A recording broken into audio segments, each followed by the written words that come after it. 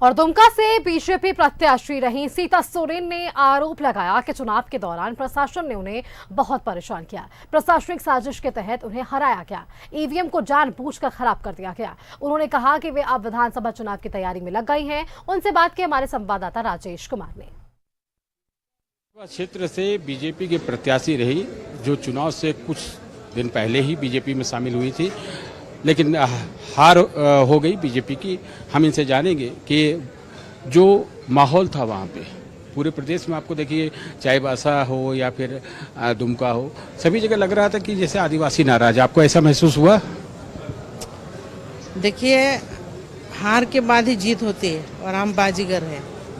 आगे आने वाले दिनों में विधानसभा जो चुनाव है उसमें हम जीतेंगे जरूर और पूरा दमखम के साथ हम लड़ेंगे।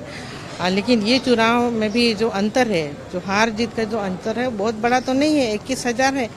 तो कहीं इस तरह से कहीं चूक हो जाती है। और सबसे पहली बात, हमको प्रशासन ने हमको कहीं मदद नहीं की है। प्रशासन के द्वारा थोड़ा सा हमको खामियाजा झेलना ही पड़ा, क्योंकि सबसे पहले नगर के क्षेत्र में जो वोटिंग करने वाले हमारे जनता आए, जहाँ पर बीजेपी के जो ये है वोटर्स है, जिस जगह में सबसे ज़्यादा संख्या में आते, उस जगह को स्लो किया गया वोटिंग का सिस्टम को। कई जगह पर जो ईवीएम का मशीन है उसको खराब दिखा दिया और पब्लिक को मतलब रुका दिया, कई जगह में स्लो किया। तो इस तरह से चलता रहा। वहाँ पर प्रशासनिक साजिश भी आपको लग रही है? हमारे जो वोटर्स है वो लोग गुस्सा से भाग भी गए थे।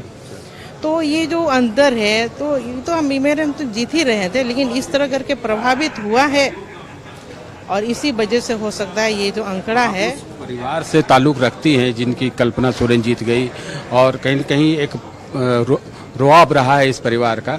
लोग कह रहे हैं कि सीता सोरेन जी वापस आ जाएंगी, ऐसा कहीं कुछ है ना?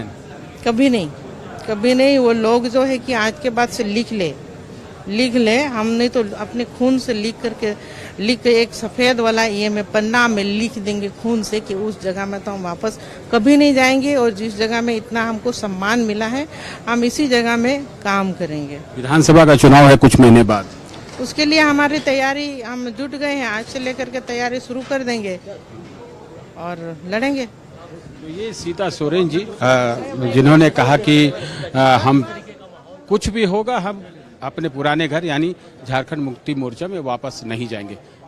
कैमरा में नीरज के साथ राजेश कुमार, न्यूज़ 11 भारत, रांची।